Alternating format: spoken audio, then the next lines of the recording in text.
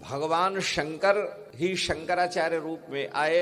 सारी भारत भूमि को पैदल चल करके उन्होंने जहां जहां हमारे वैदिक सनातन धर्म के देवताओं के मंदिर थे, जो बौद्धों के द्वारा विखंडित कर दिए गए थे, उस समय बौद्धों का प्रभाव था, उन सब को पराजित करके और सनातन धर्म के श्री राम कृष्ण भगवती जगदम्बा के मंदिरों का उद्धार कराया।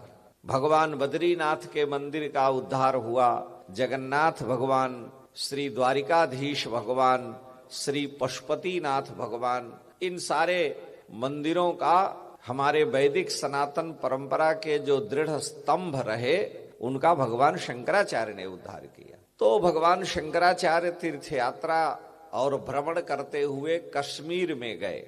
उनका सिद्धांत है ब्रह्म सत्यम जगन मिथ्या जीवो ब्रह्मैव नापरः। ये यहाँ लिखा है सरस्वती विद्या मंदिर, और यहाँ शिक्षा दी जाती है लोगों को, बच्चों को, तो पढ़े लिखे लोग हैं। तो ब्रह्म सत्यम जगन मिथ्या, ब्रह्म सत्य है, परमात्मा ही सत्य है, संसार झूठा है। संसार इसलिए झूठा है क्योंकि ये स्थिर नहीं रहता है, इसका नाश हो जाता है। जो आज है वो कल नहीं है। गंगा के जिस जल में गंगा के आप एक बार डुबकी लगाए, दोबारा उस जल में डुबकी नहीं लगा सकते। क्यों? कि आप अगर वो जल स्थिर होता तब तो उसमें डुबकी लगा लेते बार बार। जल तो गंगा का हर समय प्रवहमान है, बह रहा है। तो जिस गंगा के जल में आप पहली डुबकी लगाए, वो जल आगे चला गया। आप दूसरा डुबकी आप दूसरे जल में लगाए, तीसरी डुबकी तीसरे जल में लगाए। तो जैसे गंगा सतत प्रवाहित होती रहती हैं, उसी तरह से संसार भी प्रवाह रूप में है। संसरति इति संसारः, जो हर क्षण सरक रहा है, बढ़ रहा है, वो संसार है। तो सत्य अगर होता तो ये स्थिर रहता। संसार सत्य नहीं है, झूठा है, इसलिए इसे संसार कहा जाता है। तो ब्रह्म सत्य है, भगवान सत्य है, और भगवान का अंश जीव भी सत्य है, हम आप भी सत्य हैं। लेकिन जिसको हम अपना मान बैठे हैं वो असत्य है, वो झूठा है, उसी को माया कहते हैं। आप जब 2 वर्ष के थे तो भी आप कहते थे कि मैं 2 वर्ष का हूं, मैं अमुक का पुत्र हूं, और जब आप 70 वर्ष के हो गए तो भी आप कहते हैं कि मैं 70 वर्ष का हूं, मैं अमुक का पुत्र हूं, इनका मैं पिता हूं।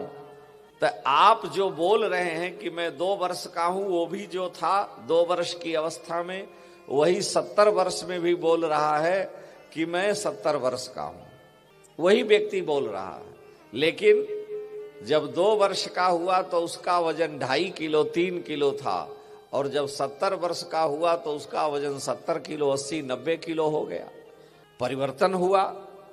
अच्छा, जब 2 वर्ष के तो भी आप कहते थे कि ये मेरी नाक है, ये मेरा कान है, ये मेरा हाथ है, ये मेरा पैर है, ये मेरी पीठ है। इसका मतलब क्या हुआ? कि मेरा जो बोल रहा है वो कोई और है, आज जिसको बोल रहा है वो कोई और है। आप ये नहीं कहते कि मैं नाक हूं, मैं मुंह हूं, मैं कान हूं, ये आप नहीं कहते। आप कहते हैं ये मेरी नाक है, यानी मैं अलग हूं, नाक से मेरा संबंध है। ये मेरा हाथ है, तो जो बोल रहा है मेरा, वो कोई और है, हाथ कोई और है। भाई अगर अपना हाथ होता तो आप कहते कि मैं हाथ हूं, लेकिन आप ये नहीं कहते हैं।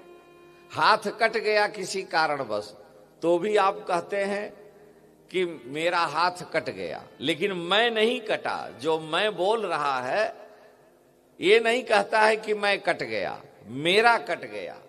तो मेरा माने जिसको आपने माना है वो मेरा है। जिसको आप कहते तुम हो, ये तुम्हारा है, वो भी आपका नहीं है। और तुलसीदास जी अपने रामायण में माया का वर्णन करते हुए कहते हैं, मैं अरु मोर तोर तैं माया, मैं अरु मोर तोर तैं माया, मैं अरु मोर तोर तैं माया, यही बस कीने जीवन काया, यही बस कीने जीवन काया, गो गोचर जहाँ लगे मन जाई, गो गोचर जहाँ लगे मन जाई, सो सब माया जानो भाई, सो सब माया जानो भाई। तुलसीदास जी कह रहे हैं कि मैं और मोर तोर तैं माया, मैं मेरा तैं तेरा, ये माया है। गो गोचर जहाँ लग मन जाई, गो माने इंद्रियां और गोचर माने इंद्रियों का विषय। आंख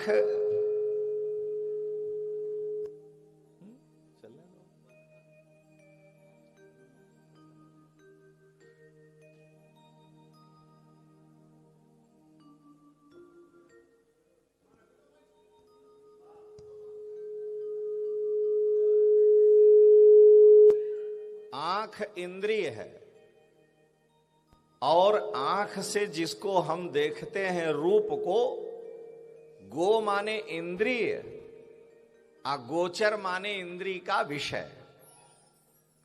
तो हम आपको देखे तो आप इंद्रिय के हमारे विषय हुए। हमने कहा ये फलाना व्यक्ति हैं, ये भी माया है। गो गोचर जहाँ लग मन जाई, जहां तक मन जाता है वो सब माया है। यह सब माया जाने हु भाई।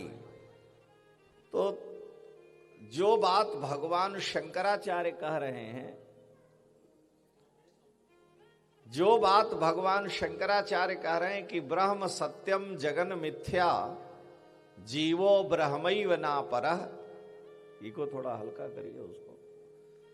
ब्रह्म सत्य है, जगत मिथ्या है, जीव ब्रह्म है और कुछ नहीं है। तो ब्रह्म है या ब्रह्म का है, दो ही चीजें हैं। तो संसार में माया का जगत नाशवान है। भगवान शंकराचार्य जब कश्मीर में गए तो उनके शिष्य आगे पीछे हो गए, साथ छूट गया, पैदल यात्रा थी, अकेले पड़े हुए थे और इतने कमजोर हो गए थे, चलने की शक्ति तो शरीर में थी लेकिन कई दिनों से भिक्षा में भोजन नहीं मिला। तो एक जगह अंत में चलते चलते गिर पड़े और वहीं लेटे रह गए। उठ नहीं पा रहे थे, शरीर साथ नहीं दे रहा था, बड़े कमजोर हो गए। तो उसी समय एक स्त्री जा रही थी, वो अपने सिर पर एक घड़ा रखे थी और घड़े के ऊपर लाल कपड़े से उसे बांधे हुए ढके हुए थी। तो लेटे लेटे आदि शंकराचार्य भगवान ने आवाज लगाई कि हे देवी सुनो। तो वो स्त्री पास में आ गई। शंकराचार्य भगवान आजन्म ब्रह्मचारी रहे, 32 वर्ष में ही शरीर छोड़े। वो आई और कहा, कहिए सन्यासी महात्मन, कैसे आपने हमें पुकारा? तो भगवान शंकराचार्य ने कहा कि देवी, मैं भूख प्यास से व्याकुल हूं और मैं तड़फ रहा हूं। किसी भूखे को जल पिला देना, रोटी देना, इससे बड़ा श्रेष्ठ धर्म का कार्य कोई नहीं है क्योंकि अन्न से ही शरीर संचालित होता है, अन्न में ही प्राण है। उसने कहा कि ठीक है। घड़े का जल वहीं रख दिया और जो लाल कपड़े थे उसमें 4-5 मोटी मोटी रोटियां थी, उसको भी वहीं रख दिया और कहा आप लीजिए और पा लीजिए, इससे बड़ा और क्या होगा मेरे लिए। उन्होंने कहा कि देवी मेरे शरीर में उठने की शक्ति नहीं है, मैं चल नहीं पाऊंगा, इसलिए तुम रोटी हमें खिला दो और जल पिला दो। मेरे शरीर में शक्ति नहीं है कि मैं उठ के रोटी अपने पास ले सकूं। तो उस स्त्री ने कहा कि तुम तो शिखा सूत्र रहित सन्यासी हो, न तुम्हारे सिर में चोटी है न गले में जनेऊ है। तो शिखा सन्यासी 2 प्रकार के हैं। एक हंस, सन्यास के 4 भेदों में हंस परमहंस सन्यासी जनेऊ और शिखा सूत्र नहीं रखते हैं। कुटीचक और बहुदक जो सन्यासी हैं वो जनेऊ और चोटी दोनों रखते हैं। तो जो जनेऊ और चोटी रखता है वो तो स्त्री का स्पर्श कर सकता है, लेकिन जो जनेऊ चोटी से रहित है उसे किसी स्त्री को छूने का निषेध है। तो उसने कहा कि हम आपको कैसे देंगे, हम स्त्री हैं, हम आपका स्पर्श करने से, आप हमारा स्पर्श करेंगे तो दोष लगेगा, आप उठ करके रोटी ले लीजिए। तो शंकराचार्य ने कहा कि मेरे शरीर में शक्ति नहीं है तनिक भी, मैं उठ नहीं पाऊंगा। तो उस स्त्री ने कहा कि तुम तो शक्ति मानते नहीं हो, तुम तो कहते हो खाली ब्रह्म ही सत्य है, ब्रह्म के अलावा कुछ मानते नहीं, तो तुम्हारा ब्रह्म तुमको उठा के रोटी खिला दे। भाई जब आप ये कह रहे हो कि ब्रह्म ही सत्य है और कुछ है ही नहीं, जगत झूठा है, तो तुम्हारा ब्रह्म तुम्हें रोटी खिला देगा। भगवान शंकराचार्य ने विचार किया कि हमको इस प्रकार का ज्ञान देने वाली ये गांव की सामान्य स्त्री नहीं हो सकती जो अपने पुत्र को जंगल में रोटी और घड़े में जल लेकर के भेड़ बकरी चराने वाले के यहाँ ले जा रही है। ये सारे जगत को चलाने वाली, चराने वाली कोई देवी हैं, क्योंकि हमारे जैसे शंकर के अवतार को यह कह रही है कि तुम तो शक्ति को नहीं मानते हो, तो अगर ब्रह्म ही है तो ब्रह्म तुमको भोजन करावे। वहीं पर लेटे लेटे हाथ जोड़ करके आंखों में आंसू आ गए भगवान शंकराचार्य के, और वो कहा कि ऐसा ज्ञान देने वाली तुम कोई दूसरी नहीं, भगवती जगदम्बा हो, आदि शक्ति हो। हे भगवती, तुम ही एक जगत की जननी हो, माता हो, हम तुम्हारी शरण में हैं, हमारे अपराध को क्षमा करो। मुझे मंत्र तंत्र का ज्ञान नहीं है, और अगर पुत्र कोई अपराध कर भी देता है तो माँ उसे क्षमा करती है।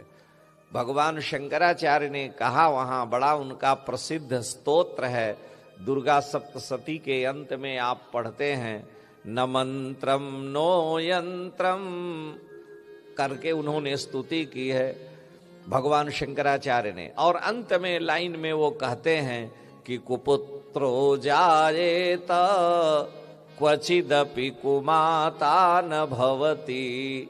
हे भगवती, मुझे मंत्र तंत्र ज्ञान कुछ नहीं है, और कुपुत्रो जाए तो क्वचिदपि कुमाता न भवती।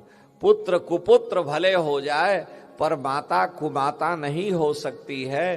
तुम जननी हो, मुझे तो बौद्धों का खंडन करने के लिए और वैदिक सनातन धर्म की स्थापना के लिए उनसे मिलते जुलते सिद्धांत की स्थापना करनी पड़ी है, जिससे कि हमारे वैदिक सनातन हिंदू धर्म की रक्षा हो सके। और वहां भगवती आदि शक्ति जगदम्बा पार्वती माता प्रकट हुई, भगवान शंकराचार्य को दर्शन दिया, और जब ही दर्शन हुआ उनके शरीर में सारी शक्तियां आ गईं, वो चैतन्य हो गए, और वहीं उन्होंने भगवती की स्तुति की, त्वमेका त्वमेका त्वमेका भवानी। हे भगवती, एकमात्र आप ही जगत की माता हो, जगत की जननी हो, सब कुछ करने धरने वाली हो। तो कहने का यहां तात्पर्य था कि शक्ति सबसे श्रेष्ठ है।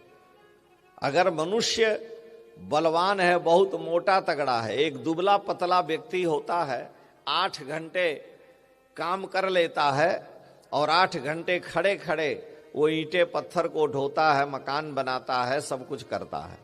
लेकिन उससे चौगुने शरीर वाला 1 कुंटल वाला व्यक्ति 10 मिनट 20 मिनट खड़े होकर के 10 पत्थर नहीं उठा सकता।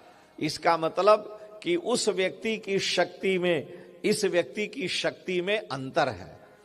उसमें जो शक्ति की चेतना है स्थूल शरीर से अधिक है। तो भगवती जो आदि शक्ति जगदम्बा है, हर मनुष्य में जो चेतना है वो सब भगवती का ही अंश है, भगवती की ही शक्ति है, भगवती का ही अनुग्रह है।